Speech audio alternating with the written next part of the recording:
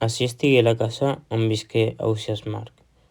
D'ací el tragueren, mort, amb els peus per davant, envers la catedral, carrer de Cavallers, la plaça d'Almoina. Penses els darrers anys d'Ausiàs Marc, perplexe en la vivacitat dels poetes locals, de l'Horta de València. Jo sóc aquest que em dic.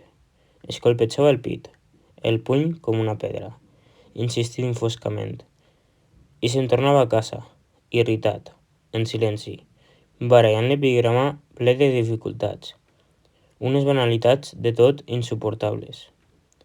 Un dia es va morir com es mor tot el món. Jo sóc aquest que em dic. Agafats de les mans, varen llegir la làpida, i seguirem, després, pel carrer de la Mar. Ens atreia a la casa, i altre dia tornàrem, i hem tornat molts dies. Carrer de Cavallers, la plaça de l'Almoina. Hem entrat a la seu, hem vist la sepultura d'Ausiàs. Hem mirat aquell Sant Vicent vell, que pintava Jacomart.